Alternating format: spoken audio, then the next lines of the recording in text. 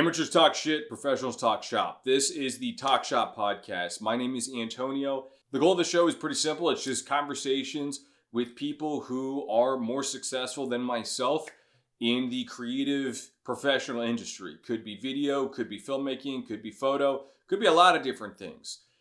In today's episode, I'm speaking with two filmmakers, cinematographer Josh Helms and director and producer Peter Pardini. Both of whom have spent nearly a decade working in commercial, documentary, and narrative filmmaking. But more recently, they have a very exciting documentary called Nighthawks, which documents the booming comedy industry here in Austin, which I am also a part of because of my work for the Comedy Mothership. This piece that they are working on is very interesting in that it is both valuable now, but it will also be valuable in the future because of the boom town that has become Austin in these last few years. So without further ado, let's start talking with Josh Helms and Peter Pardini.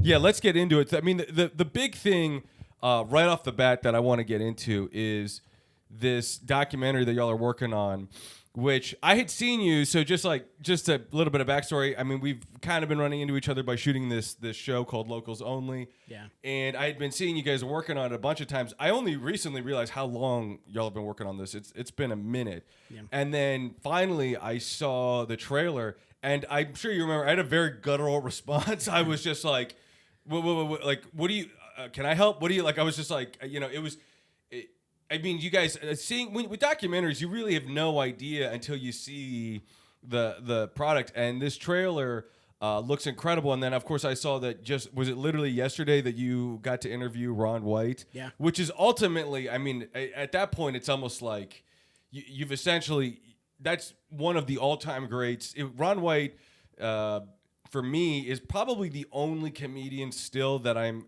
starstruck after working at the Mothership for a year now.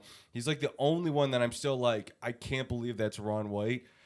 So yeah, I mean, I want to hear about, number one, how did this get started?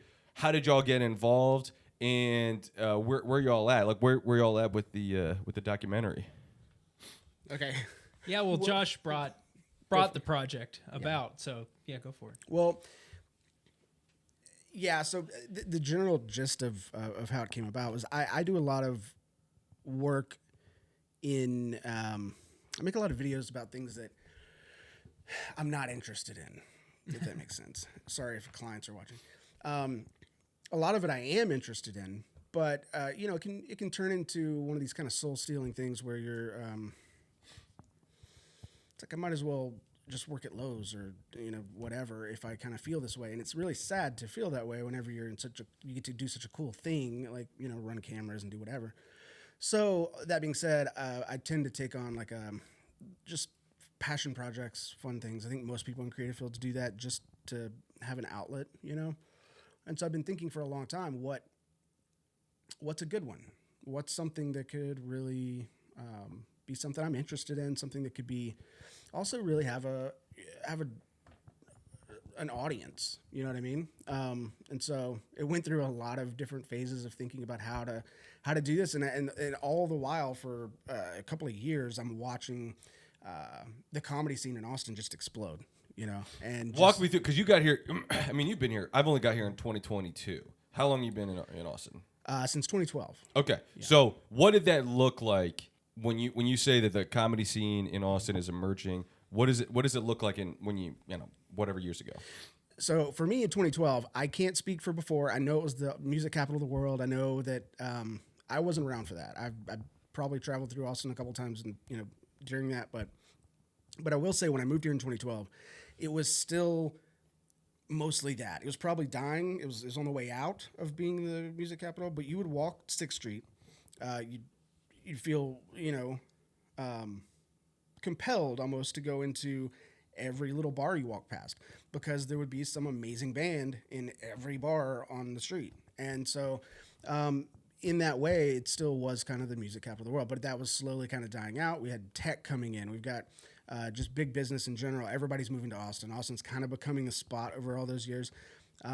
You've got Ron eventually moving back to Texas, and I think he really was the catalyst for everything that's going on now. personally. Ron White, you think? Yeah. Interesting. Because my perspective is always, because I'm later, is that it was Joe. Yeah. But that makes sense from somebody who was here before. Pushed it over the edge. Yeah. That makes sense. 100%. But I do believe that Ron had a good hand in, if I understand the situation correctly, I may be wrong, but I think Ron had a great hand in compelling Rogan to move here. Oh, it makes perfect sense because, again, I mean, when you're talking about Ron White, I literally grew up watching blue collar comedy and all of that. So, like, to me, yeah, I could. It makes perfect sense that Ron White would get people excited. Like, that's more than enough of a reason to move to Austin. Well, then you get Rogan here, and of course then they're like double teaming everybody. You know what I mean? And they're like, everybody's got to move here, and then they get Tony here, and you know, and he's setting up shop in Mothership now. And then it's I mean, you got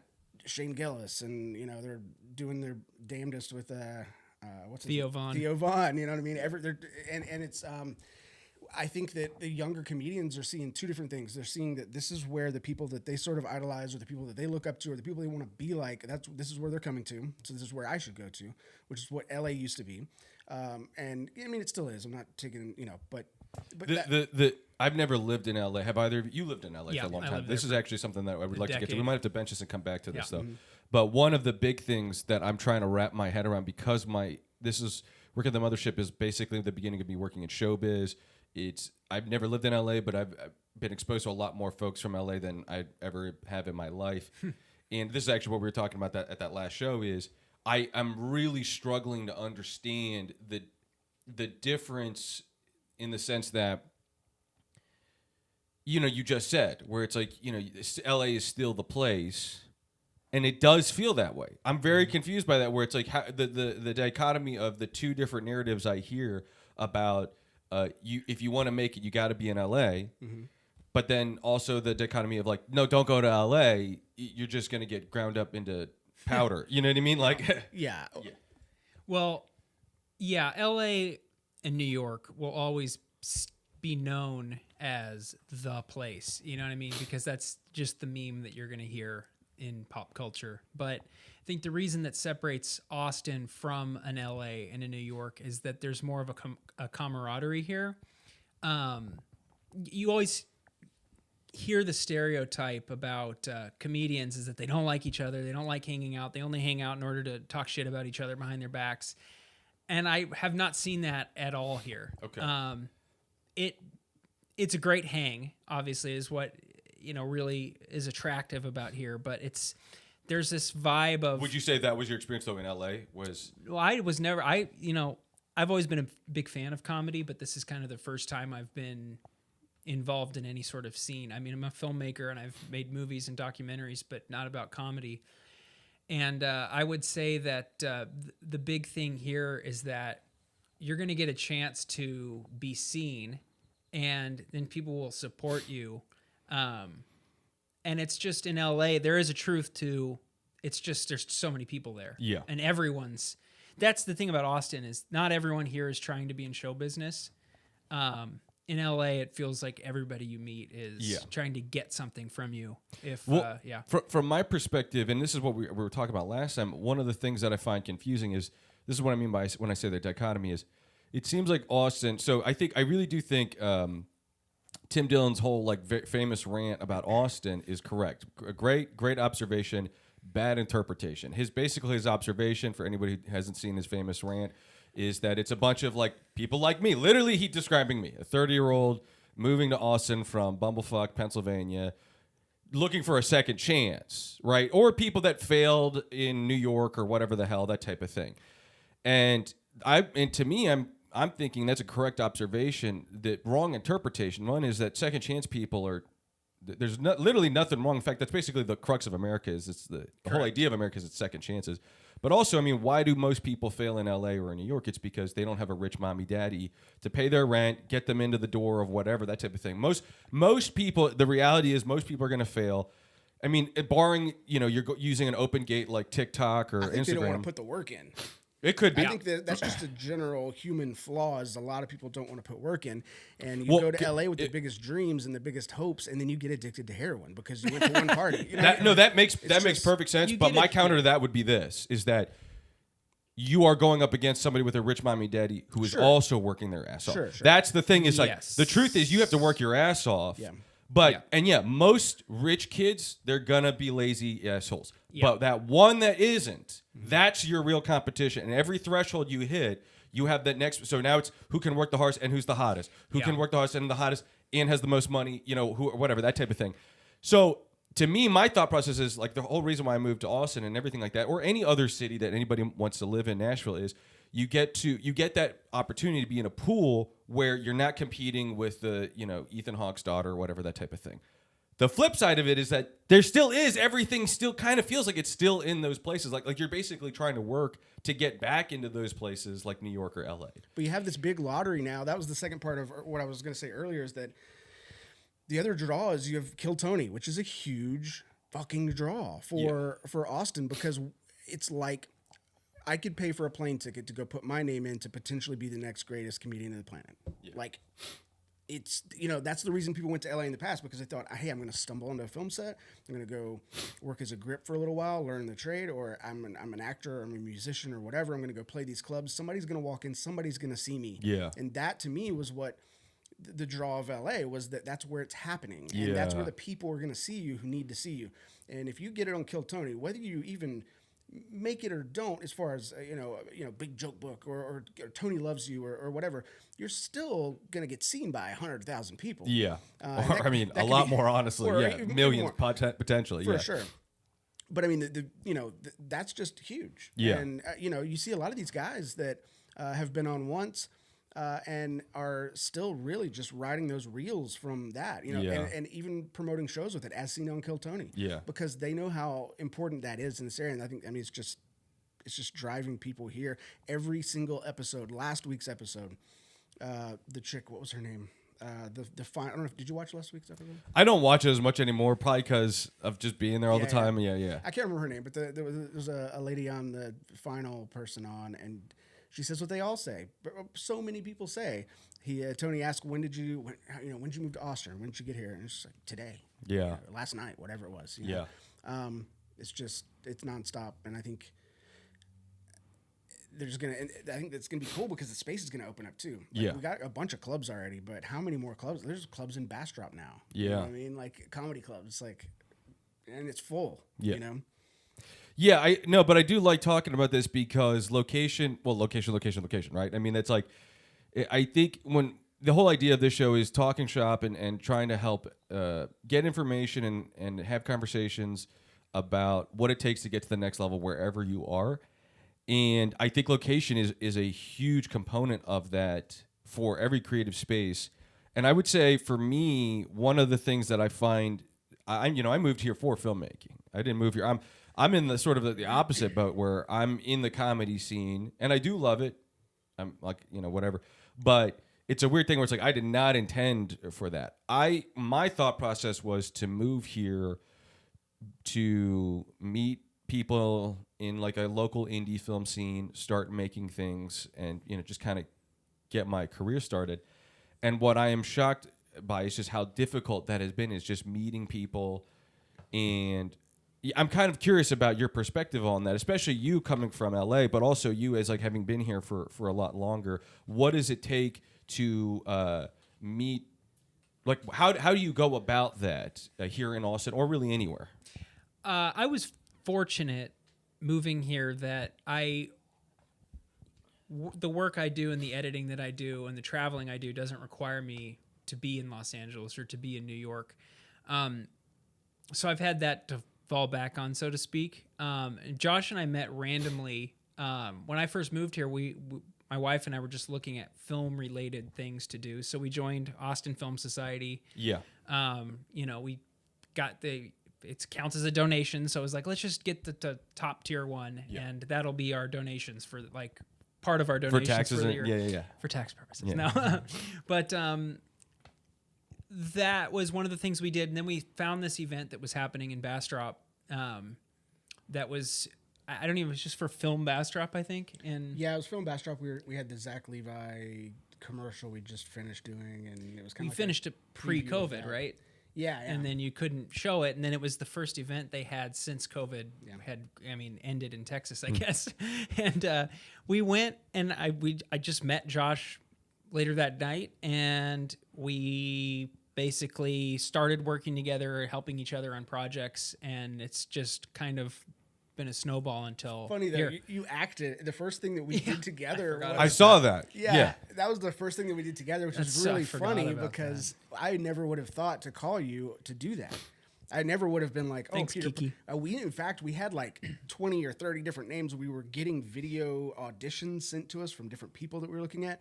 And never once did your name come up because I'm not an actor. you're not an actor. Yeah. And and then Kiki, our producer for that, she was like, "What about Peter Pardini?" And we're like, "I don't think so. Does he act?" And she's like, "Well, let me talk to him." And she did. And then I just lied. And he nailed it. He was so good. It was amazing. I just lied to her. And then we went on from there, and done a few things since then. But that was it was funny. But go for it. I don't. Oh, I mean, honestly, it's just been like you just help each other on stuff, and then you get brought back because you've helped in the past, and you do it selflessly, and you basically are just trying to get involved in the community, basically. Yeah.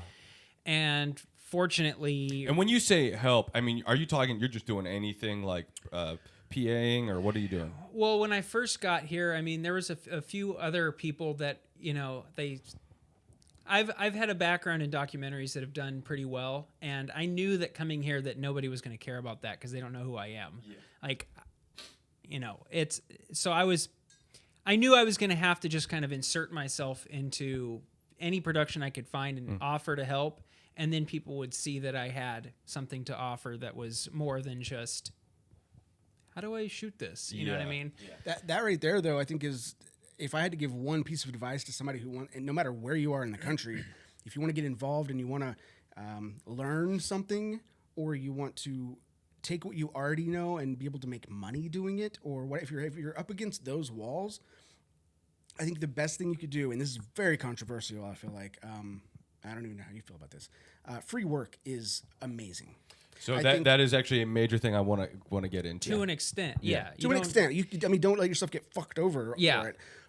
But when you move if you're vibing off what someone's doing, Yeah. and you want to get involved with them, you got to make yourself more valuable, and that's the first time out. You say, "Hey, let me just help you on this. Don't worry about money. Like, we'll just do it." Yeah. And then, when it comes down the line and it's the 10th, 12th time that they're doing that, then it's like, okay. Well, not even 10th. I mean, I would say you know what I mean. Second time or third. Well, time. no, Right, this is right, actually right. so. This is like a recurring thing that I actually intend to ask every guest. Is I think most people kind of come down to do or don't work for free. I'm shocked at how many successful people are like absolutely do nothing for free. Mm-hmm. Yeah. And but in the category, it sounds like both of you are very pro.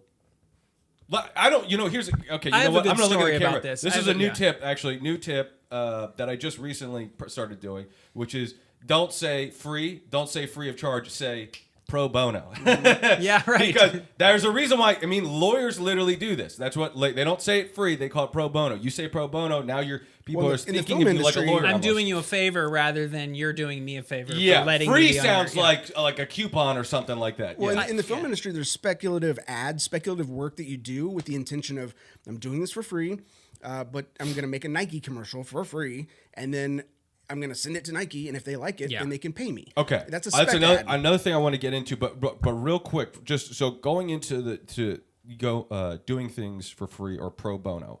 That's what I'm pro saying, bono though, work. there is that right there. It's almost, it's the old version of spec work. Yeah, Hollywood calls it spec. Right, when right, right. they Yeah, want In you my to do mind it. now, Yeah. that's what it is. I'm kind of doing spec work with instead of trying to sell a product in the future, I'm trying to sell myself as the product. That makes sense. That makes sense. Yeah. Well, okay, so you kind of already touching up on what I'm looking for, which is that within the world of doing pro bono work, there's a lot of different advice about guidelines as to when and when not to.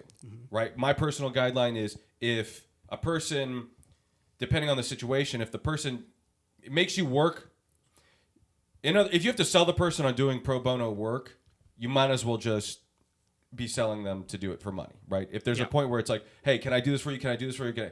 At a certain point, it feels like, you know what, dude, I might as well have just been trying to sell this person on doing it for money, that type of thing. what kind of guidelines within the range of pro bono? When is it good to do that? And what are the restrictions that you have in your head for when you're going to do pro bono work? I have, I think, a perfect example of this. And I was just out of college, and I got the chance to do something for the band Chicago. And I think I saw that. Yeah, You guys both worked on that, right? well, Not so that one. Okay. I started in 2000, or like literally 2010. I was fortunate enough that my uncle was one of the newer members of the group, and they were about to do they were doing a Christmas album, and they needed somebody to come and do behind the scenes work. And everybody they were calling was like, it's $20,000 for us to come for 4 days, these companies and stuff. And so When you say behind the scenes work, okay, now that I'm curious about $20,000 for photos or video or the whole production? Shooting video, then editing video. Okay. And they hear the name Chicago and people raise their price. Yeah. Okay. So my uncle said, well, my nephew just graduated film school. He would probably come out and do it for free. So he offered that up, and I was 23. Of course I would. Yeah. And so I went for 10 days and shot footage for them in Nashville where they were recording. And then I thought that would be the end of it. And Lee Loughnane, the original trumpet player, called me probably 4 or 5 months later and said, what are you doing this year? And I said, well, what do you mean? He's like, do you want to go on the road with the band for all 100 of our shows and stay in our hotels and follow us? And he was really like selling it. And I said, yeah. And they originally, I think, were kind of hoping I would just do it. And I just said, I need just a little bit. And it was like, in 2010 or 11, it was probably like $150 a day or $100 a day. It was nothing. And for them too. And I did that for a year, and all my friends were telling me, man, you should have asked for more. And I said, well, I'm traveling with one of the biggest rock groups of all time, and I am also staying in the Ritz, and I'm staying in all these places, and I'm essentially getting paid a little bit of money to learn how to do this. Yeah. And that's really the way you have to look at it is, I also worked at New York Film Academy in LA as an editor, and everyone was always complaining about, they're only paying us this much. And I said, I feel like we're getting paid to get better at editing. Yeah. And that's how you have to treat it. And so that's what the advice would be, is that if you're trying to quote unquote make it somewhere, is that prove your value and see it as a learning opportunity of you're getting better at doing something and working with people who are really good at what they do. Well, okay, so then my follow-up question to that would be is, what is the threshold at which point you start to go, okay, now I got to start charging? When somebody's willing to pay you that. Okay. Well, I like that model a lot. That's a big part of the reason. What I tell people with is, if you look at it like the way comedy works, people ask, when do I stop doing open mics? When you don't have to. Yeah. And then that is that's a very simple and easy way of doing it. But to piggyback on what you said, I think to imagine how much would I pay. Now, obviously, starting out, maybe you don't have any money and you wouldn't pay anything because you don't have any money. But figuratively speaking, or whatever, how much money would I pay to learn how to use a camera? I don't know anything about cameras. How much would I pay to just learn that? You can go on YouTube. YouTube's a wealth of information now. Nothing really beats firsthand experience, though, like putting hands on. And maybe you want to learn how to use an Arri camera, a cinema camera, or a Red camera. Putting hands on one, you got to rent one or you got to buy one. You got to have a friend who's got one. A lot of people on sets are using them, though. And so go say, hey, can I come out for free in PA? Just tell me what to grab. I'll grab it. I'll get you guys waters. I'll get you guys coffees. But you just put yourself in proximity to the thing that you want to do. And, when there's a take happening, whenever all the action's happening, you can sit back and you can watch the camera and you can see, what's he doing? Okay, all right, I see that. And you can pick up a lot of things. And that puts you also in that network of people where maybe they call you out again next time. Get out there and bust your ass a little bit and help.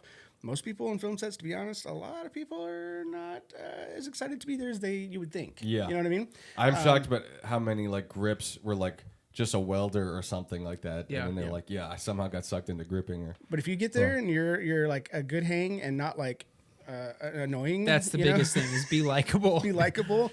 Do what you need to do. Try to anticipate people's needs and go ahead and start getting. If you can do all those things, people are going to hire you. They're going to say, hey, come out next time and I'll give you money, you know? And it'll be clear too to answer the question of like, when you start hearing more and more compliments and you start to see the things that you're creating are adding value for them, then you become irreplaceable. And then you're not going to highball them or anything, but you could say, okay, I need to make a little bit more. And I've never had a situation where someone said no. Yeah. So, but you can't do it immediately. You know what I mean? now where to meet those people, right? Yeah. Like, how do you put yourself in a position to That's the tough to part. force yourself Yeah. onto a film set or onto even like an indie shoot or whatever? Well, there's tons of like meetups, like the thing that we went to. You can get online and look. I don't know offhand any websites that have these, but probably like Reddit, probably Instagram. I don't know where you would look, but there's film meetup stuff happening all the time. There's film festivals locally, like in the Austin area, where you can go pay a small fee, go, attend the film festival. You can talk to the directors and the crew and the cast and talk to all the people. What's your next project? Hey, and people are really friendly most of the time and willing to talk to you about things. And it's really easy to be like, hey, I don't really know what I'm doing, but I really want to learn. Yeah. And, I'm happy to come out, no charge, and I'll help you carry gear. Yeah. And like, that's literally obviously this is all like foundational first thing.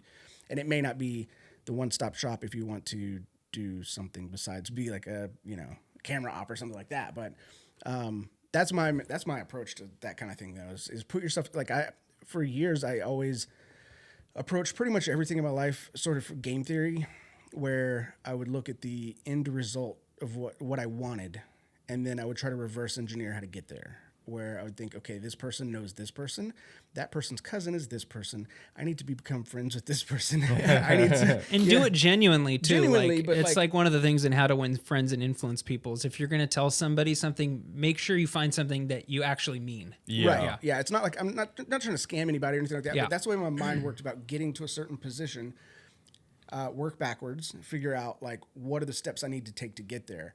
And so back then, to get where I wanted to get, which I'm still not where I want to be, but like to get where I wanted to get and to make money doing what I wanted to do, that's the process that I applied. And I mean, it worked. I mean, and you go from zero. The next time somebody calls you out, they say, hey, you know what? I don't have much money, but I'll give you $50 for the day. I could give you $50. And you're like, okay, cool. And you take the $50. And then you start maybe doing some editing. You start doing some things. I set myself back then, way back, a very small hourly rate. Oh, I can talk into it more, yeah. I set myself a really low hourly rate just to get it work. And the process that I kind of applied to how I would price my work is as soon as I had too much work, I couldn't take any more work, that means that I need to raise my rate. And I know I might be killing off some clients. People might not come back, but I knew I would replace those, and some clients would stay. And so, imagine you start off charging $20 an hour to edit, or $10 an hour, or whatever. And then all of a sudden you have no time because you're booked up because everybody wants $10 an hour editing. You know what I mean? And meanwhile, you're loading your shit up with tons of editing practice. You're editing your ass off. So you're learning a lot. You're getting a lot faster to make the money. And then all of a sudden you realize you can't take anymore. Okay, double your rate. I'm going to go from 20 to $40 an hour now. I'm losing half my clients. It's going to take me a while to build that up. Next year, this time, I'm going to move from $40 to $80 an hour. You know what I mean? Because, and it's just the process, keep playing over and over and over again to get where you want to get. And all the while, you're getting better at what you're doing. And all that starts from zero with free work, in my opinion. I think that's just that's what I did anyway. It might not be for everybody, but, Agreed. Yeah, I think that makes perfect sense. Is that like building up that pressure? I'm sort of frustrated with myself in the sense that that's almost exactly the model I'm working off of. But the problem is I still have this sort of ebbs and flows where I have some clients that pay a lot and I have some clients that pay very little. Yep. And so then, I'll get so much work that someone will ask me for some stupid corporate event thing and I'll be like, fuck you, pay me this. And they'll say yes. Mm-hmm. Yeah. And then I'm thinking, oh, am I now Sometimes moving no in that is bracket? like really powerful too. Though. Yeah. No, wait, come back. Yeah, exactly. No, that's actually one of my biggest goals is just trying to get more no's and have them talk down instead of them, like, because that's always a frustrating thing when you put in a bid and they're just like, yeah, no problem. And I'm like, like, what? Could I have asked for You more? find out the last person they paid twice as much or whatever, and like, that type of thing. You can't live with that mentality though, because I feel the same way. I still deal with it. I constantly wonder, like, could we be making more money? Will people pay more? The answer is always yes. You can always be making more money. People will always pay more. It's just maybe not your clients will do that. And so I think that's why that method works so well, because it's almost, you're going to lose some clients and you're going to gain some new clients. You're going to keep some clients. And all this while, like, I have clients I've had for years and years and years that have stuck with me through the price raises and everything, because, you know, they like what I'm doing and they see the value in it. And they can afford to pay. And, you know, I have to have that conversation. It's a little bit awkward. Like, hey, sorry, I'm raising my rates again. But I can't keep up, you know? Yeah, absolutely. But, you know, so I guess not so smooth segue back into the documentary. Because, I mean, how much longer do you think y'all are going to be? Or is it, since it's a documentary, you don't really know? We want to have it done by the end of this year. Interesting. And it's getting to the point where, you know, we're starting to edit the full feature. I mean, we've had trailers and stuff, and we've been watching the footage, but it's starting to get to the point where, you know, we're going to have something cut together, and we might be done with it in the next couple months. And so we're trying to get as many, you know, the great comedians here to be a part of it.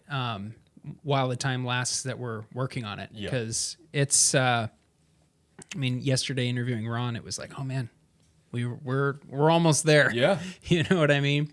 So I would say that by the end of the year is all of our goal to have it done.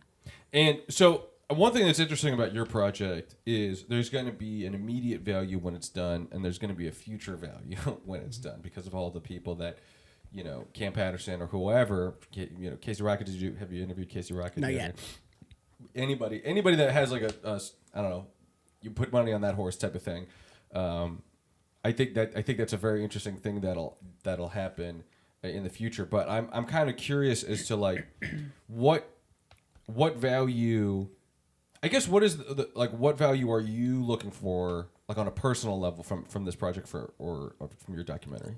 Our goal has always been to make something that serves the comedians in it, serves the city of Austin. Not necessarily, you know, it's when you say, oh, we want to make everyone look good, you think puff piece, but we're selling a vibe and a hang with what we're seeing backstage at these shows. It's just such a fun environment. Yeah. And the value of the project is only as good as the project is. Because you're going to have that ingrown audience of comedy fans and people who want to see it. But our goal is to make something so good that people outside of the comedy world click on it when they see it on whatever, if it's just streaming or if it's whatever we end up doing with it. Yeah. You hope that people who have never gone to a stand-up comedy show just see it and see the rating, and hopefully it's like a 4.9 or 5 out of 5 on any streaming service, and then they go, oh, that looks good, and then they watch it and then they tell other people about it. Maybe it creates more comedy fans, you know, like Correct. There's definitely an inbuilt audience for what we're doing. Like, I think that honestly, what we, you know, our end product could kind of be shit, but no, I'm not saying it will be. I'm saying it could be, and even then, people would want to watch it. Kill Tony fans, people like that want to watch it because the right people are talking. You know what I mean? And they have things to say, and people want to hear that. Yeah. So that's inbuilt. But also, again, immediate value and future value. Yeah. True. I think that was so fascinating about the timing of your guys' project and everything like that. It had to be now. It was luck. Yes. Yeah, it had to be now. And we knew we were up against a little bit of a clock, too. We had been talking about a few different options, a few different things, and we kind of finally just, like, dropped the hammer, and we're like, okay, we got to, like, start literally now. Yeah. And that was, when was that? It was in May. We were in Kansas City? Yeah, it was in May. 23. May of 23, yeah. And we were just like, okay, we got to start right now. And we just made the decision, made a couple of phone calls, got our producers, Andrew and Chase. Do you know that? Yeah, you know. Yeah, absolutely. We Yeah. got their producers for the film, so we got them sort of locked in. The rest of a couple other people we kind of needed to strategically put together and just like hit the ground running and started filming and just making calls. And it's been a really interesting process, I think. kind of seeing like Peter's saying, we've never necessarily worked in comedy before. But I was a musician for a lot of years, and so working with comedians is a lot like working with musicians, where we're dealing with a lot of things that we aren't used to dealing with. I guess scheduling being one of them. Yeah. There's we're figuring out Showbiz timing and all that. timing. It's like timing. Like, hey, well, we had a late night, so we're not going to be up super early. But then we also have to be somewhere at this time to doing get a brunch show. start it up again. Yeah. So we're working around scheduling. There's a lot of really interesting kind of like layers and pieces that have to come together to make it all work. But so far it's been awesome. I think we've got some just people are going to be. I think people are going to be super. The trailer. I'm not like it's hard to understate how hype that trailer got me and everybody that saw. I mean, everybody was reposting and everything like that. I mean, that really got me hype. Yeah. Thank you. And part of the reason I think that it's playing so well, the trailer, is because we're coming from a place of trying, like I said, trying to sell the vibe and the hang, and it's not. We're not making a documentary that's talking about how jokes are told. You know what I mean? And I think a lot of comedy documentaries that I've seen in the past are, I mean, there's one about the Aristocats. That's exactly. Aristocrats. Aristocrats. And I love that documentary, but the whole thing's just about different people telling the same joke in their own way. And it's made by comedians. And we're coming from a position as filmmakers who want to make a piece of art, really, that is set in a certain place and time. Because we see Austin right now as being like L.A. was for rock stars coming in the late 60s to, Sunset Strip and Laurel Canyon. And now there's the same vibe, and we're trying to capture that. So the future value of it is hopefully in 50 years, people look back and say, oh, yeah, that's that documentary with Cam Patterson. Yeah. And Ron White, when he was, like already an established guy, but he was mentoring all these people. Yeah. And you're seeing all these potential future superstars at the very beginning. Yeah. Yeah. Yeah. One thing you had mentioned that I am very curious about, this is very much talk shop and very much the nitty gritty kind of stuff that I want to get into, was you had mentioned that video of stuff, like of these kind of historical moments or whatever, I mean, it is a historical moment, is interesting, but photo is shockingly more, from a monetary standpoint, somehow more valuable. Can you break that down for me? We didn't really get into that. I want to know more about that. I honestly don't know the reason for that, and it's probably lawyers somewhere along the way. But just making a documentary about Chicago, like those were the ones where if you wanted a Getty image, it was like, okay, forget it. Like, let's find ones that the band already owns and just stick with it.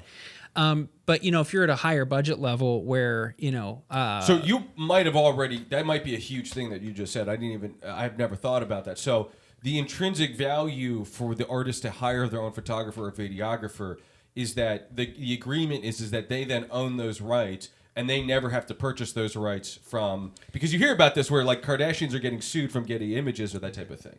Yeah, I mean, I don't know the reasons for it. I know that there's something called fair use that I've done several documentaries where if you use footage that you found on YouTube, different lawyers will agree on different things, but generally if you are talking and saying, and then in 1978, the McGovern committee was blah, blah, blah, and you show footage of that, it's essentially free. You can use video. Yeah.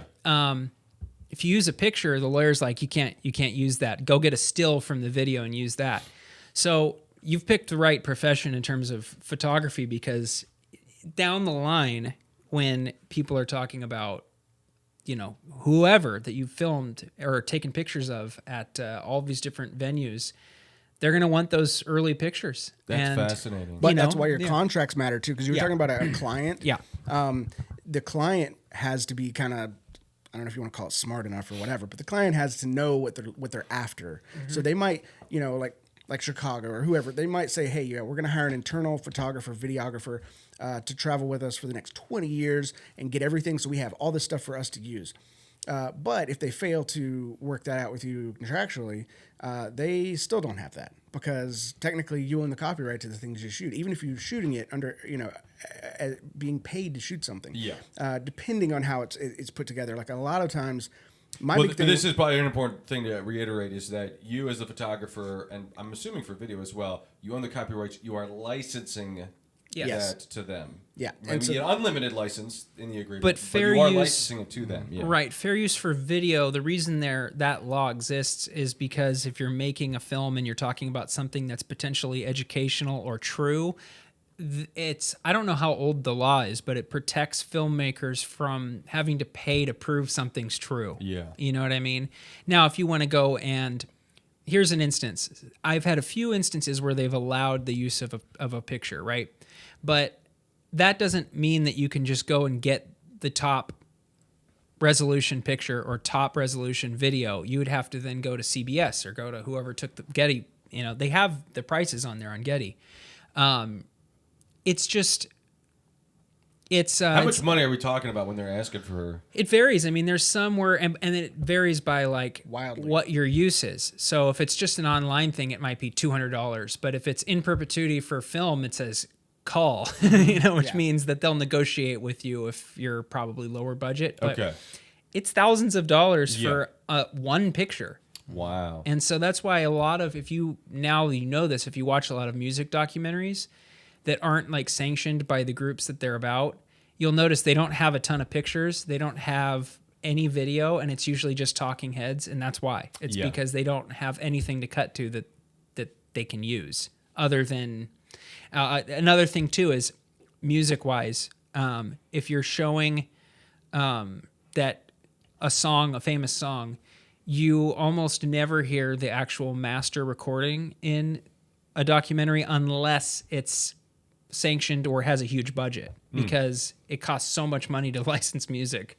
It's like insane. It's because it's okay. That makes the sense. labels. Yeah. Yeah. But if you use the live version of it, as long as you get the permission from the songwriter, it's fine. Wow. But like if Warner Brothers owns the master recordings, I mean, they can basically charge anything that they want. I mean, I've heard that some songs on commercials get $500,000, $750,000 for a commercial. It's pretty crazy. But that's, again, you're talking about added value of something that you've created that is everybody likes. And there's a value to that. So it goes back to what we were talking about earlier. If you're taking, you're just going to a rodeo or something and taking photos with your cell phone, that's not going to be worth anything. But if rodeo's a bad example. I don't know why I said that. But if you go to a concert, at the right time. Yeah. Because a cell phone photo of the most famous rodeo rider, breaking his leg, and you're the only one that got it. You know what I mean?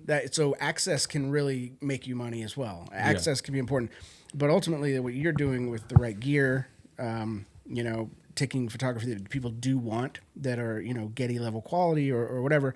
There's a lot of value in that, and the problem for you right now doing that, I don't know, but the reason I don't do photography as much anymore is that value is not right now. Exactly. Yeah. Always, sometimes, but it is a very flooded market. It's the relationship between what you're taking photographs of, and then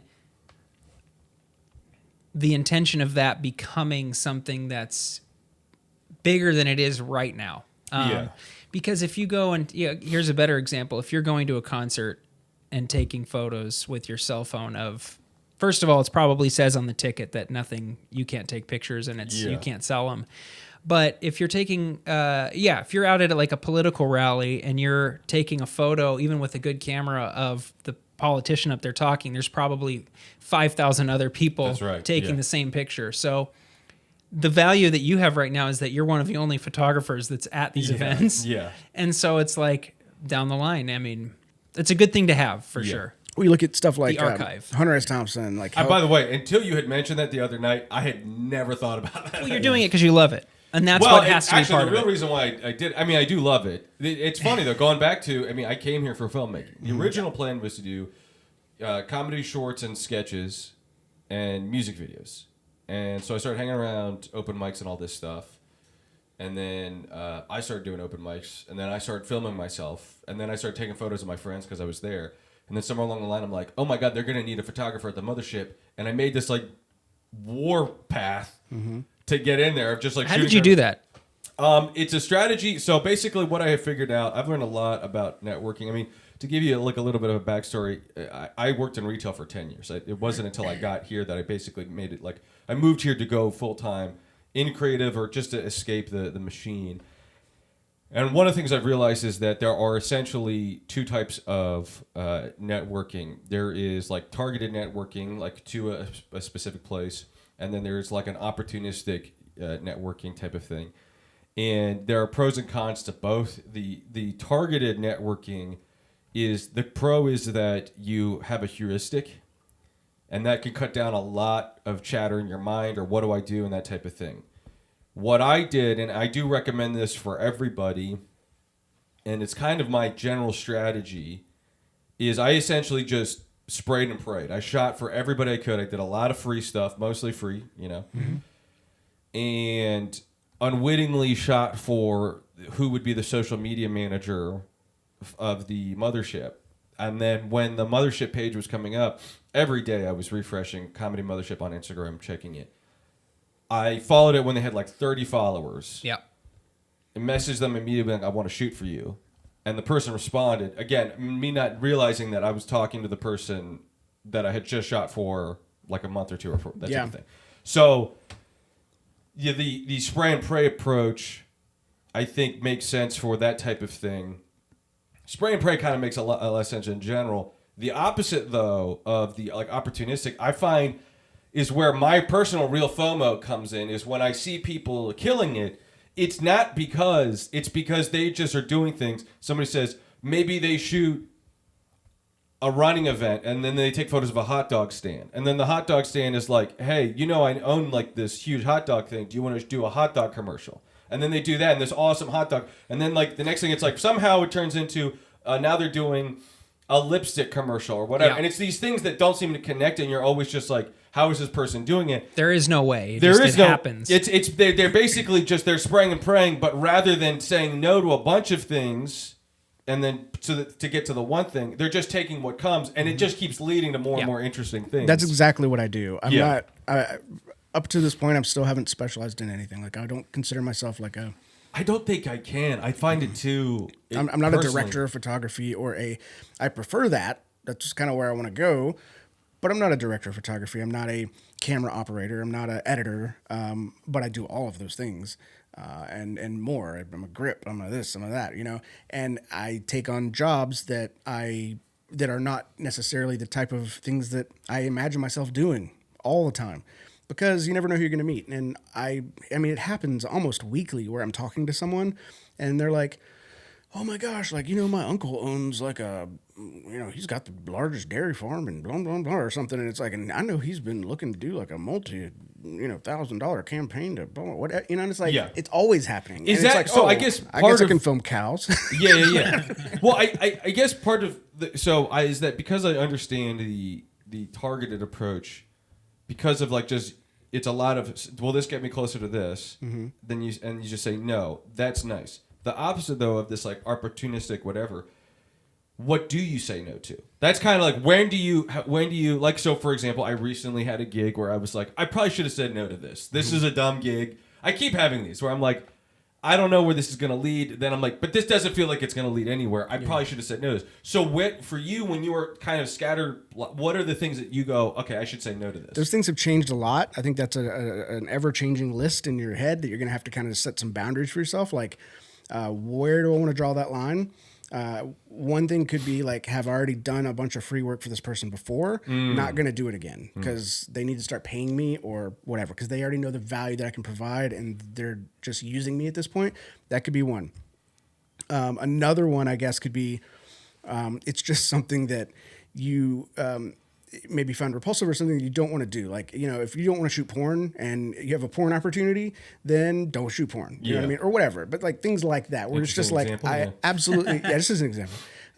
But these are things I'm just not going to do it, you know? That's another thing. I think it's also a lot of it and not just this point, but a lot of the other points we've been talking about, really come down to with what we're doing. How comfortable are you at any given moment in time? So my hunger.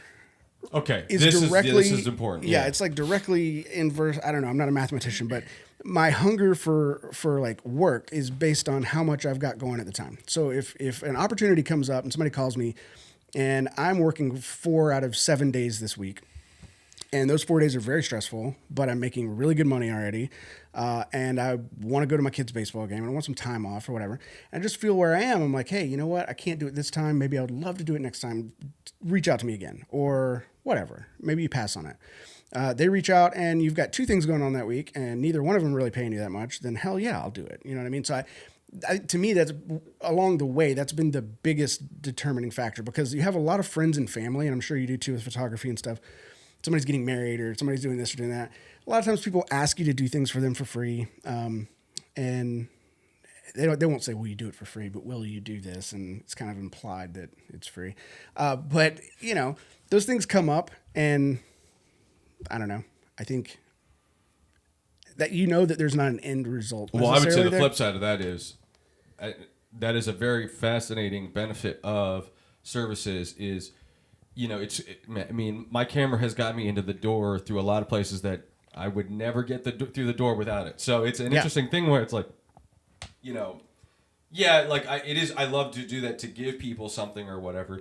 But then the other thing is that it's interesting going back to like doing free work or whatever. It's like, sometimes that can literally just get you through the door, and nothing was going to get you through that door otherwise. Well, an experience leads to better spidey senses. Like he's talking about, one of the things last year that was my resolution or whatever was, I'm not going to say no to everything that's not, of where I am right now, but I'm going to trust my gut, because I've been doing this long enough that if I'm feeling weird about someone saying, hey, come and shoot this thing about crypto, and I'm like, okay, well, what's your budget? That's what I usually ask. I say, well, what budget are you working with? And then this one person said, oh, well, I don't have anything right now, but once this starts selling, I'll give you 3 times the amount of your rate. And I said, that doesn't sound right. And so I just said, okay, well, I'll do it, but camera person that I'm bringing with me, he needs to be paid all up front. So if you could just pay him, he doesn't want 3 times. He just wants his rate up front. And he goes, he didn't answer. Yeah. So a good way to not say no when you want to is to just keep asking questions until they just go away. It's like no different than getting those scam things when you're looking for work, and you get the email that says, hey, we are interested in hiring you. And then they say, okay, first you need to go to the bank and you need to withdraw $5,000 and give us this money. It's like, that doesn't sound right. That's an easy one. But then there's other times where it's sneakier, and they start to offer you a job, and they don't tell you what the job is. They're like, it's just editing. Yeah. And it says, okay, a lot of those. Can you explain to me how I got the job without you seeing my reel or my work? And then they don't answer. Yeah. So asking questions that force the other side to be specific. It can be real scary when the AI can do that, though. Oh my God. But that also saves your ass in a couple other positions too, like asking a lot of questions up front, really targeting on what they want you to do. Because one of the biggest problems that I run into all the time is project creep, where where this all of a sudden we're outside the circle of what I'm being paid to do. And it's hard, especially it's a lot harder whenever you're getting started and you really need that client to not be pissed off at you because you want to work with them again. It's really hard to tell them like, hey, fuck you, pay me, but you kind of have to. So there's some questions up front that really help kind of set and lay the groundwork so that you kind of are upfront with them about what they're getting, what the scope of the project is, and kind of protecting yourself and protecting the client, and just setting everything up for a little bit easier. Like what he said, the very first question when anybody talks to me is, what does the budget look like? Yeah. And I want to get into that process, like the bidding process or whatever. Like I want to hear more about that. Like, well, the reason, and I mean, I'm sure everybody probably does this, but the reason that I do this is because I used to buy and sell a lot when I was younger on eBay and that kind of stuff. And so we would also sell a lot in person. And if I put a price on something, we sold a lot of collectibles, right? So if I were to put a price on a piece of like memorabilia or something, I'm effectively limiting, what I can get for it. And so that's kind of like when you say I've got a rate, and I will still tell people my rates, or I'll still work with clients and say what my rates are. But my first question generally is, what's your budget?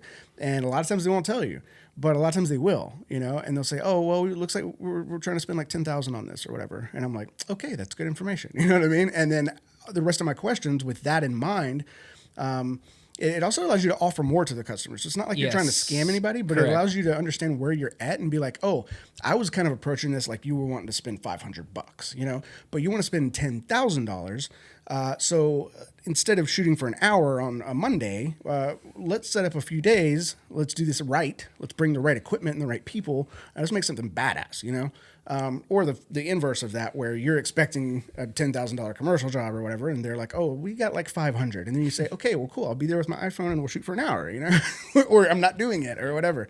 But yeah, Again, they're paying for expertise. yeah, exactly. Yeah, absolutely. That's the number one thing that I think that, and I have to kind of.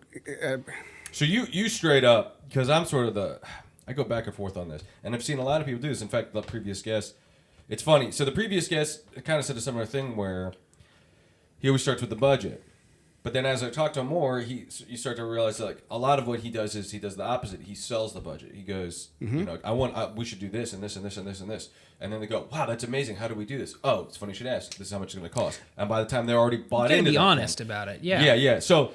And that's kind of what I've been doing a lot, but I haven't gotten it to work yet. I haven't gotten it to work where I like try and sell them on this whole thing. Yeah. It's or very whatever. fluid is the Okay. problem. So and it's a client read situation where, yes, that's not wrong, right? And I will do the same thing. I'll try to sell because we're salesmen at a certain point. But you have to read the client. So when I say the first question I ask them is, "What's your budget?" I guess I don't literally mean they're like, "Hey, we want to think about getting something done." Well, what's your budget? I mean, I want to hear about the project. Give me the rundown. Let's talk a little bit so I can get an idea of what we're talking about. But my first major question when we get going is what's your budget? If they decline to answer that, or they're like, we're not sure, which is generally the answer. We don't know exactly, or we've never done anything like this before. Or I don't know, our last people were just too expensive. We're looking for something that's maybe a little bit. Those kind of like are leading lines that kind of show you what to expect. Yeah. But then from there, you have to sell them appropriately. You know what I mean? Like Yeah. if you're kind of getting the vibes that this person or this company, like imagine a startup coffee company that has like a small shop. Yeah, I mean, I think the key takeaway, and something I've just only really, really recently been doing, I'm just trying to always, I feel like I keep working with these clients that they're not really serious about what they're doing. They don't have a lot of experience, or they don't have a goal. So recently what I've just kind of started doing is I just ask the client, like, what is your objective? That, like, to me, in my head, it's like, okay, when you have the objective, then it's like, oh, no, that budget, that's not going to work. Or it will work, or whatever the hell. Yep. Once it's like, oh, you're going to do this, you're going to take this, and you're going to do what? You're going to spend how much money on the advertising? How many times are you going to show it? That type of thing. When you hear it's like, well, it would just be nice to have this or whatever, then it's like, okay, well, then that if your objective is just have something nice, then yeah, I guess $500 works, that type of thing. But yeah, so actually, the next thing I think is related to something you had mentioned a little bit before, which is just kind of the struggle of like gear, right? You know what? We'll just leave it at, and then I'll kind of go into the next question that I had in mind that is kind of related. But basically, the struggle that everybody has is the how much gear. In my case, I'm in the worst possible scenario, which is, if I was only doing filmmaking, I have that heuristic, right? I don't need a strobe. I don't need all these different things. But unfortunately, it's like I get a lot of photo work, I get a lot of video work, I get a lot of editing work, and that type of thing. So it's that thing where my money is just getting spread thinner and thinner and thinner. So yeah, like in your experience, what is that relationship for you about like buying gear, when to use it, that type of thing? Yeah. So I was in the same position for a long time because I started out as a photographer as well. Okay. And so I had strobes, cameras, lenses, everything I needed, backdrop stands, just, I did a lot of portraiture and I did a lot of like band photography and stuff like that. But I was always interested in video. So I was kind of having some minor video work, and then it got more and more, and people started wanting more video content than photo content, and it kind of killed my soul a little bit at first because I'm like I love photography so much. I love that snapshot in time, which is why throwback to the movie, but that's why the movie feels so important to me because it's almost a photography, it's almost a photo in a way. It's I mean, that's exactly what I'm talking about, because like that's what a photo is. A photo is not it gets more valuable with time, and this is the same thing with documentary. Right. Absolutely. So, but yeah, so I was in the same position, and then I was kind of starting to buy more and more video gear, little by little, and then, I mean, cut to today, I don't have as much in the way of photography gear as I used to have. I sold most of my strobes. I think I have like 2 strobes left, and yeah, and then I don't have like all the backdrop stuff, but I still have my photo camera because I still use it from time to time. So it's like that. There's that in between where you're gonna probably have to have both, and that's okay. But the gear acquisition syndrome or whatever, it doesn't stop ever. At least in my opinion, I still want to buy. I call it tool hoarding. Yeah, I think as men we have an instinct to hoard tools. Yeah. And I literally see that with guys where it's like they get addicted to power tools or they get addicted to car things or whatever. It's like there's some male instinct. Mm-hmm. Yeah. And it totally is. I mean, it's literally playing with tools now with the like cinema cameras. I mean, I have like 25 different tools I need to like put together the camera. You know what I mean? And like, but yeah, they are tools in themselves too. But I think if I could go back before where I am, because I have way too much shit right now. That I don't need, and I still buy things that I don't necessarily need that I want to need, you know what I mean? Or things that I think will make me better. And most of the time, I'm just lying to myself. I'm letting an advertisement or a YouTube video convince me that the problem isn't me. The problem is my lack of this thing. But yeah, I want to hear, because I keep like, okay, so just very explicit example, I recently bought a GoPro with the thought of like, when I look at other people's work, they just have more angles. Maybe they have a POV angle, whatever, that type of thing. So my thought process was like, okay, that's a physical threshold. So then that makes sense to buy that thing because it's a physical threshold that you need to break through in order to get to that, to compete with those people, that type of thing. Yeah. What are, and I don't know if that makes sense to you or not. Yeah, Does that make 100%, sense? Okay, yeah. so, but like, what are like, I guess the guidelines or whatever, what are the things that make you go, oh, this is the thing that is holding me back to getting better? Yeah, so it's hard because, to be honest, at least me, everybody's a little different, but I will convince the hell out of myself that I need something. I love buying gear, man. I love people telling me I need to buy gear. I'm like, you are so right. I need that camera. Like I'm trying to convince myself. It is the weirdest thing. Yeah, it's the weird. And the dangerous thing is also that it isn't like normal consumerism, because you can sell these things on market and get most of your money back. And you can make money with it, and you are getting better. Yeah. It is not like buying a Corvette. You know what I mean? Right. It is interesting that there's a benefit. Yeah, you're able to, and that's part of, to answer your question, that's part of my thinking, because once you understand that you are that way, and that you know that you're allowing yourself to be sold and kind of, or allowing yourself to get hyped and buy a bunch of shit that you may not need, part of the, either whether it's convincing myself to do it, or whether it's, trying to figure out if it's the right call, I guess. Part of that is, like you said earlier, will I need it? Is it going to help me solve a problem, an actual problem? What was your last, what you just say? Because that was the other. So like a GoPro, for example, the one I was talking about was the monitor. You know, a big thing I've always is like, I feel like my exposure is never correct. I need false color to make sure that I'm like nailing the exposure every time. Something you said before that, or just now, right before. The Corvette? Just like a heuristic or a guideline, GoPro having a threshold of like. Anyway, the big part of it is, do I actually need this? Is it actually going to solve a problem? Because there's a lot of gear that, if you don't have, it is going to help you. And oh yes, can I make money with this gear? Like, can I put this into practice right now and see a benefit, like monetarily, from owning this? You know, like there's a lot of people, or there's not a lot of people in the area who might have a I can't remember who makes them, but the freaking Magic Arm, you know. Yeah. You know, and so what are they, like $300,000 or something? Yeah. Well, if you could afford to buy one, Or flip side, the one I keep running into is a drone. Or a drone, It's like I okay. lose the gig because I don't have a drone. Okay. And so I'm kind of like, So if you're okay, losing, that means, yeah, if you're losing gigs because you don't have a drone, in my mind, maybe not correct. In my mind, I would be like, well, shit, that's money out of my pocket. right.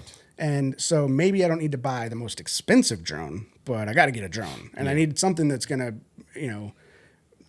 be a viable drone that I can sell the footage to clients or whatever. I go overtime to kind of convince myself for things that I want. I love new gear. The problem is you get the new gear, you never fully invest the time. At least I don't, because you get new gear so constantly. You never fully invest the time to learn every function of this stuff. This stuff's all super cool. Everything coming out now can do so many things. It does all these things. I know how to do like one thing on it. You know what I mean? Or two things. I don't even know what buttons do on what, because I have so much shit and I get it, and then I don't do anything with it, or I do one thing with it. It's capable of a lot more. Never really learn it, never perfect it. And in the end of the day, I think most people would be better served to really perfect and understand things like lighting. Like, if you know how to light a scene, then you know what kind of light you need. Yes. And, maybe you don't need 7 lights. Maybe you don't need 1 light. Maybe you have natural light. You know what I mean?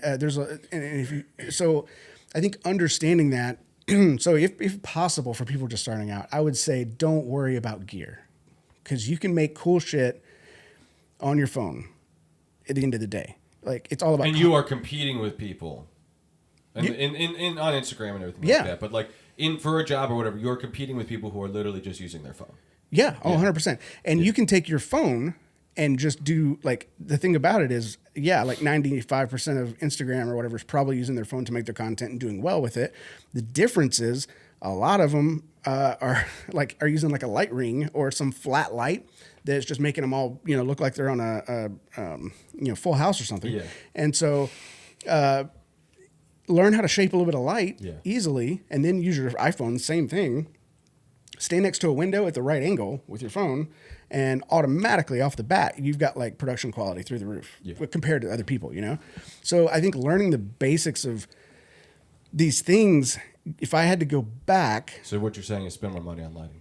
I'm joking. It depends on what. Yeah, you might need to. Yeah. Well, so the I'm genre curious of what you're doing is too. So how much equipment do you buy? I don't have anything. All right, so then I want to hear the flip side then, which is like, how are you making money in the industry, and what are you doing that just? I mean, I have my my computer and I pay for Adobe and all that, but I would say my best skills is being like a producer, where I'm able to delegate and find people who have all the things that it takes to make a movie and let them do it.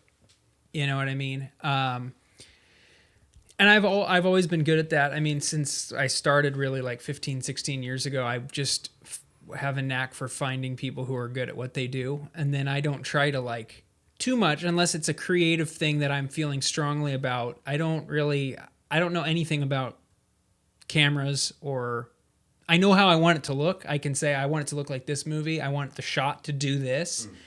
I don't know anything that you guys were doing earlier with moving lights around, because I don't need to. I work with people who are good at what they do, and they do it.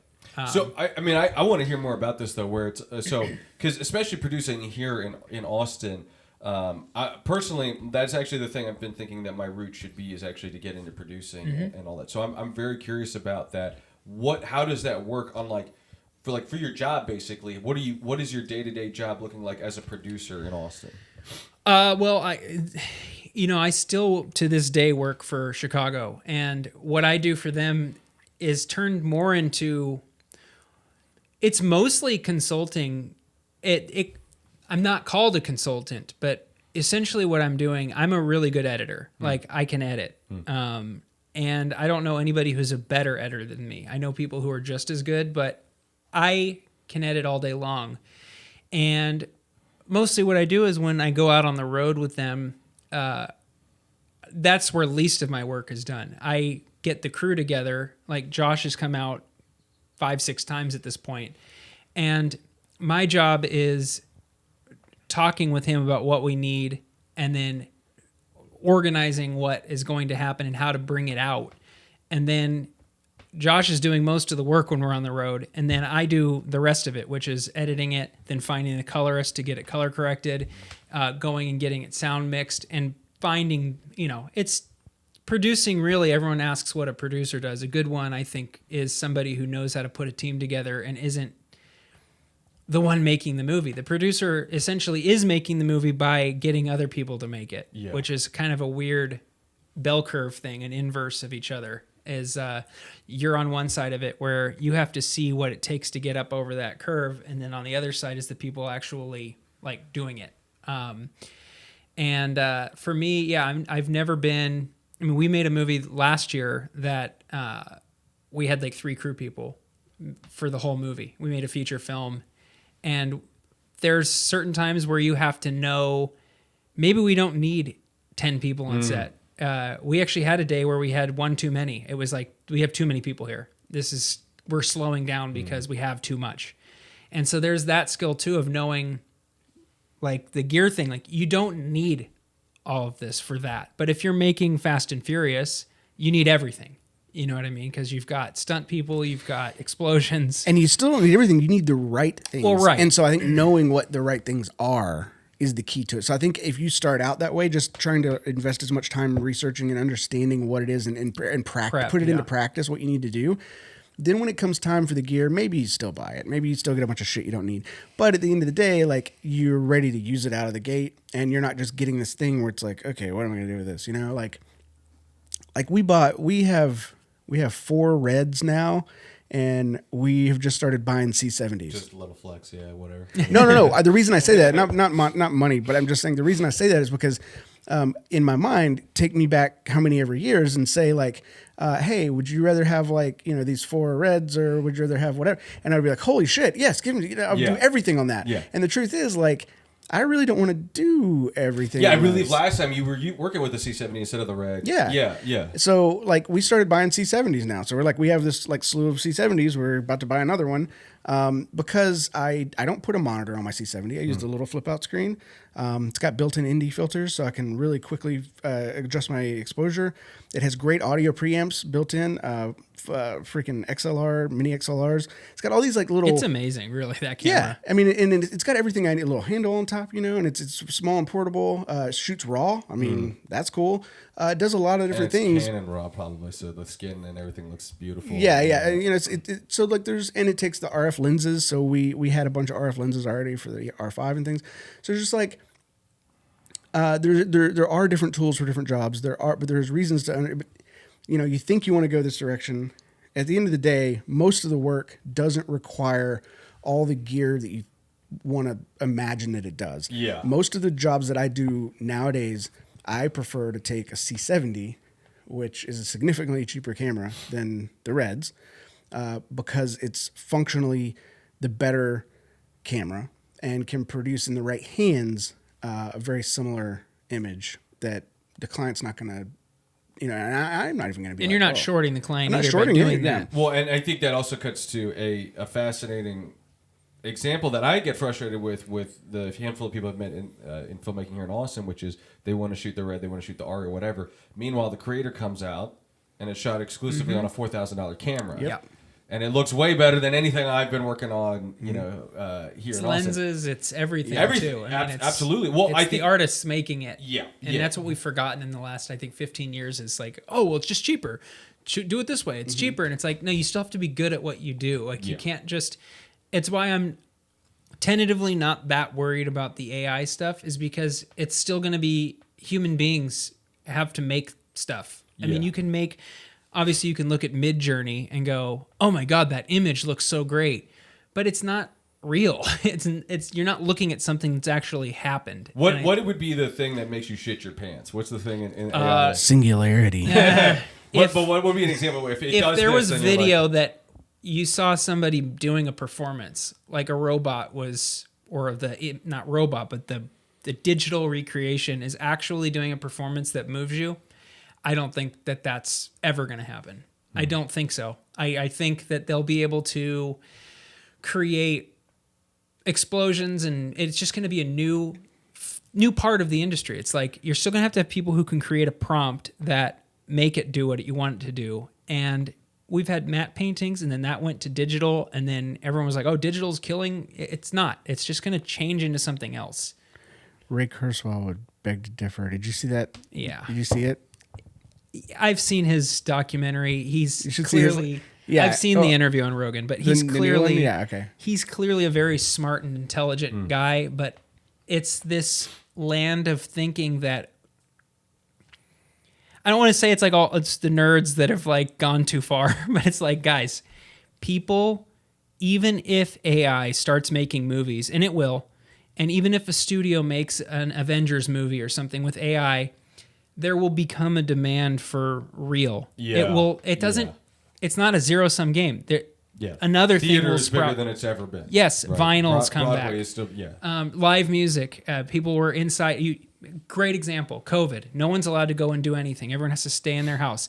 The concert industry has never been bigger. It's because people are like, even if they don't know that's the reason, they want to be around other people and experiencing something that's people doing it right in front of them. Yeah. Yeah, I largely agree with that. Yeah, I think that makes a lot of sense. Storyboard artists might be in trouble, Yeah. but Well, really, what I think is going to happen, and I don't want to get too much. This is not as much shoppy. This is more like Yeah. theoretical stuff or whatever. Yeah. But I think what'll happen is it's going to take what would traditionally be like a 2,000 person job, like a Marvel movie, and turn into a 3, 4, 5 person job.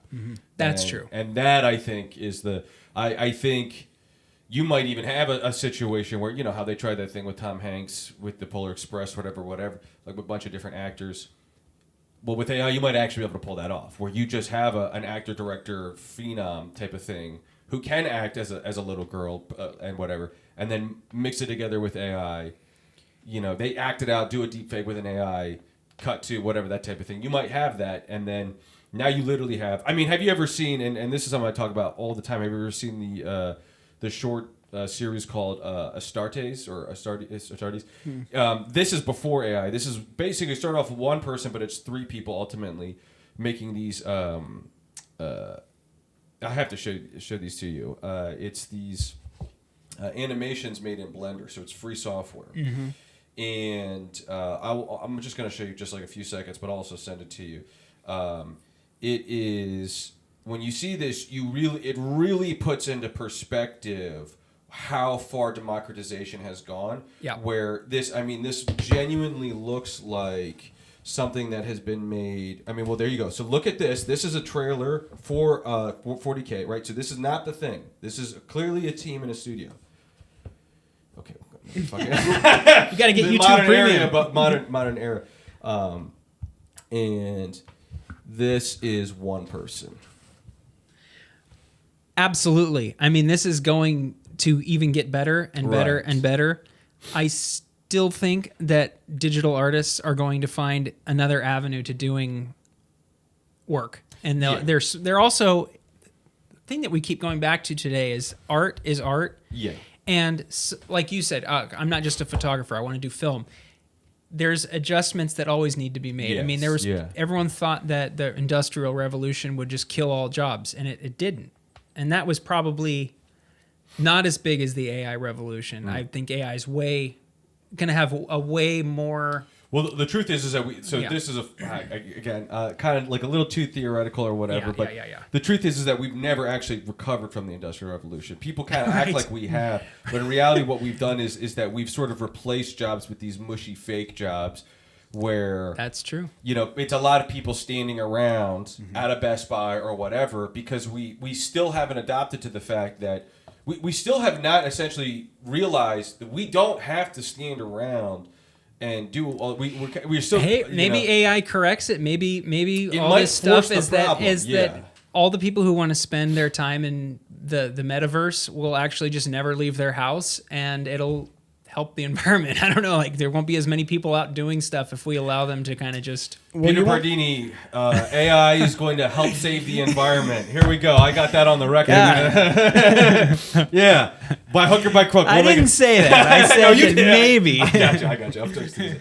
Yeah. I mean, it could be though that with the right, wage increase or whatever it is, less people in the workforce, obviously, but maybe we go back to the 50s, the one person household working model, where they're making enough money to support a household.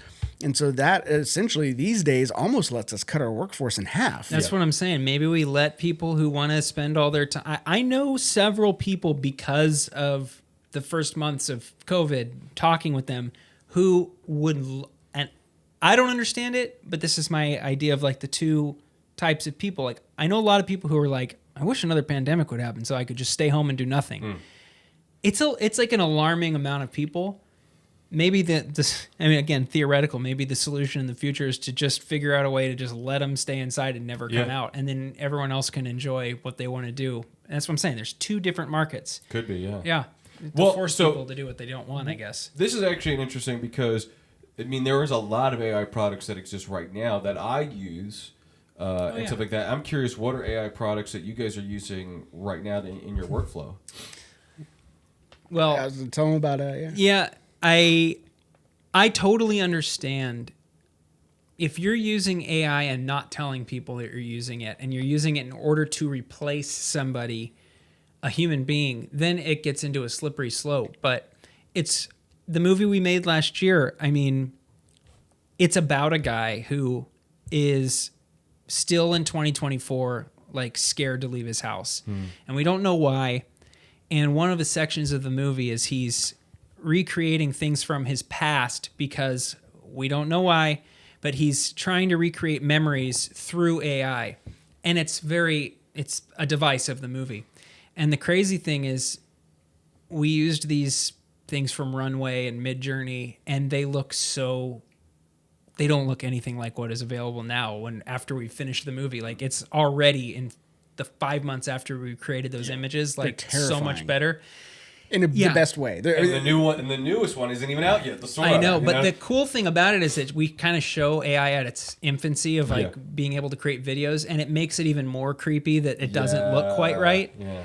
And so there's a lot of that. And then, one of the things that I see for like where you can do the voice and then it changes your voice so that it sounds like somebody else. I don't think that's really, as long as the unions in Hollywood and stuff factor that in and hold out until they're protected from that.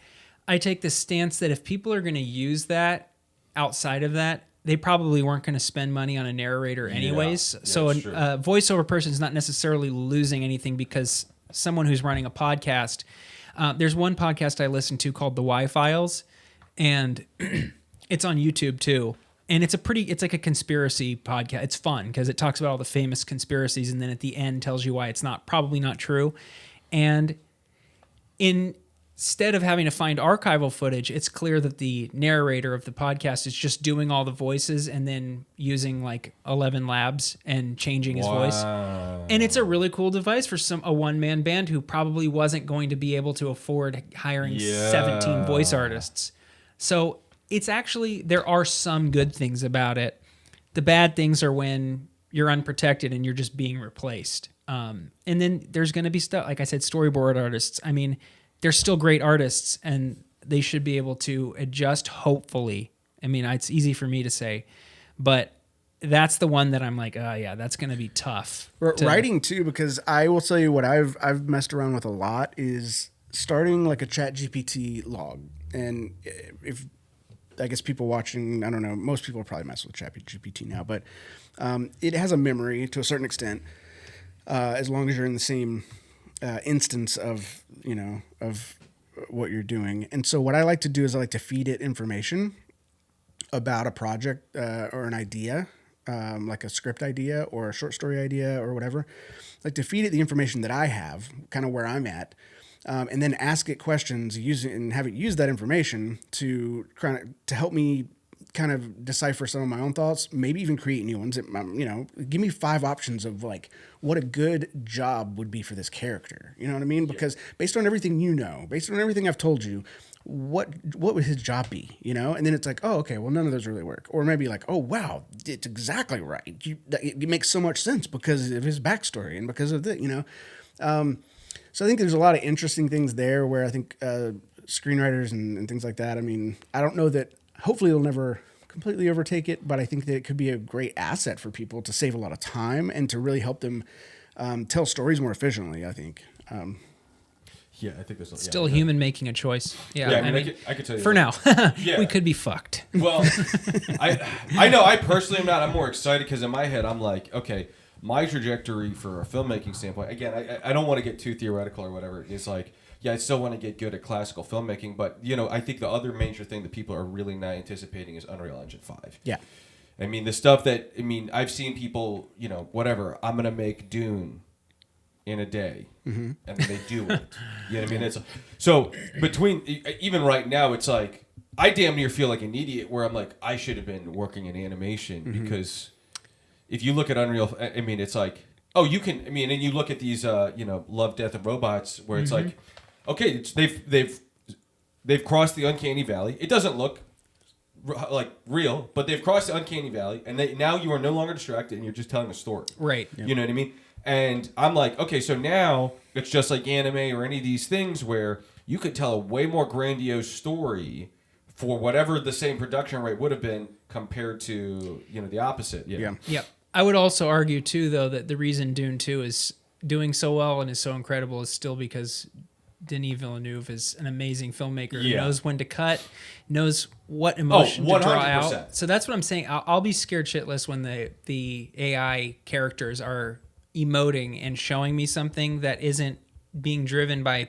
people choosing what they're doing. Yeah, so it's basically impossible. You are right. It's basically impossible for AI to do that because what AI is it's a generalist, and what we don't like is general stuff. The reason why we compare such and such to Marvel is because Marvel is already essentially an algorithm-made film. It feels that most way. people don't really like that. We want the Matrix. We want whatever Inception. We want something that breaks the algorithm. So what an AI is it's an aggregator. It's the reason why it's very difficult for it to make people that look different, that type of thing. The thing is, though, there's a little bit of nuance there because I think that what we typically use right now, we call it AI, but it's really large language models. And so it is what you're saying, like Marvel, sort of like an aggregated bit of information that is, that's what the LLMs are, is just all the information on the internet kind of shoved in one place. And so it does have a limit to what it knows. And so it's basically Google. Like for all intents and purposes, it's Google. It's just helping you condense that information a little bit better than Google does, because instead of searching for an article, it will read 17 articles in a way and then condense them and tell you the general consensus on something or whatever. So, but that's not really it's not the same as AI, because AI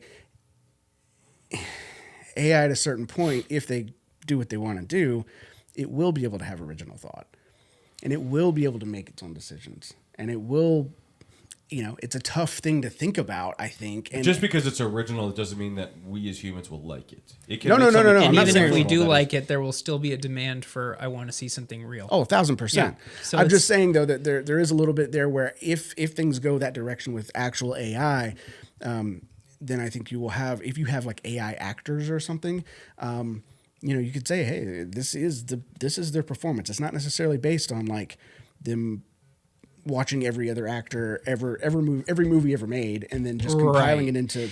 Well, one of the cool things that's going to be sticky, and I don't think that one of the things I like watching online is the replacing in a scene like an actor with Nicolas another. Cage in it or something. Yeah, and one of the best ones I've ever seen is there's two. There's one that was The Shining, but they put Jim Carrey in, and it looks it's clear it's a deep fake, but there's that, and then there's a deep fake artist took The Irishman and used actual images of De Niro when he was younger, and it looks. Yeah, the Corridor Crew has done that a bunch of times, and it's way better. It's every time. It's interesting. Yeah. And the Cruise guy too, the Tom Cruise guy. Yeah. Oh yeah. Yeah. Not Tom Cruise. Yeah. And the Tom Cruise deepfake on, what was it? Not Leno. What was it on?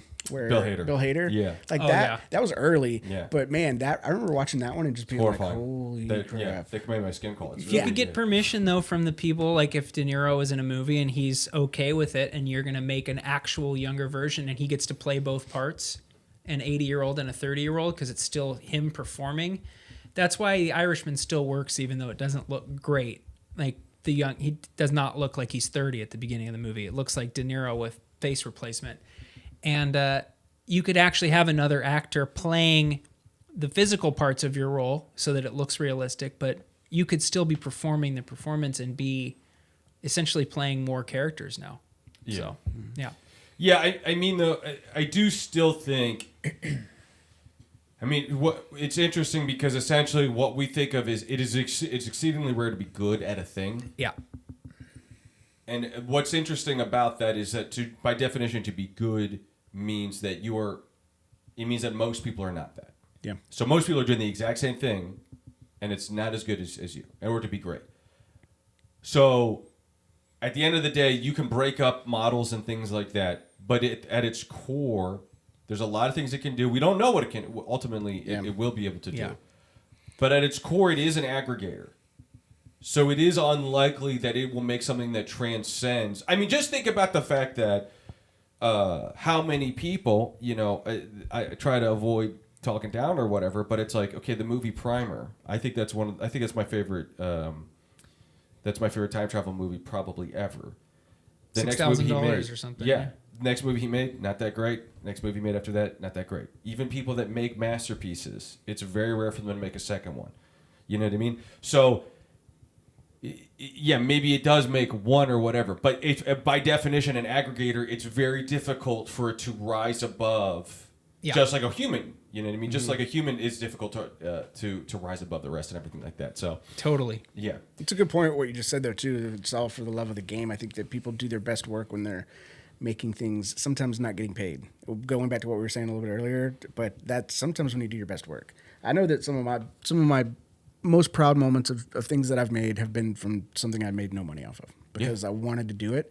I was super stoked to do it, and I put everything I had into making it work. And I feel like that's a little bit where we are now with the documentary as well, where it's like really a heart thing. Like we really feel that way about it. And yeah, not to totally derail it, but no, absolutely. Go ahead. no, that just made me think when you were saying it's you put it eventually creates, again, it's all bell curve stuff. It's not one way or the other. It's both. And it's just another in an onslaught of things happening to you as an artist that's like, oh, this happened. Yeah. And then you just fight through it, and then it's somehow all right. So Yeah. yeah. Yeah. All right. So I have like one little question exercise thing or whatever, and then we'll wrap it up. Either one of you can answer first or whatever. Basically, the idea is just simple. What could you tell yourself? What would you go back and tell yourself 10 years ago? What would you go back and tell yourself 5 years ago? And what would you go back and tell yourself 1 year ago? what about yesterday? Calm the fuck down, probably. And I What, still tell 10 myself years ago that. or the whole time? Just the whole time, but 10 What do years. you mean by that? What do you mean by calm down? If you're surrounding yourself, the hardest part is finding people to help you who are good at what they do. If you've done that and you've scheduled everything and you've prepared, don't freak out so much about every little thing. And I've gotten better at that. But yeah, 10 years ago, going and having to rent a U-Haul to get equipment was a stressful thing because it's like, like I have to go do this and I have to be there. That's why you learn to delegate and find people you trust to go do things for you so that you can do what you're really good at. So it's learning how to focus and not trying to do everything unless it's necessary because your budget's small or whatever. But yeah. And so is that the same piece of advice you'd use the number one piece of advice you'd give 10 years ago, 5 years ago? Yeah, I mean, originally, I think a lot of people would agree with this, is that the first thing that a lot of filmmakers do when they're 20 is they don't think this, but they act it. They act as if any sort of criticism of their ideas is an indictment of them as a person. Yes. And you actually you don't invite it. You don't ever want to hear something bad, but you learn over time to accept that people are going to give you an opinion even when you don't want it. And it's just, I wish that I knew how to politely say, no, I'm not doing that. Yeah.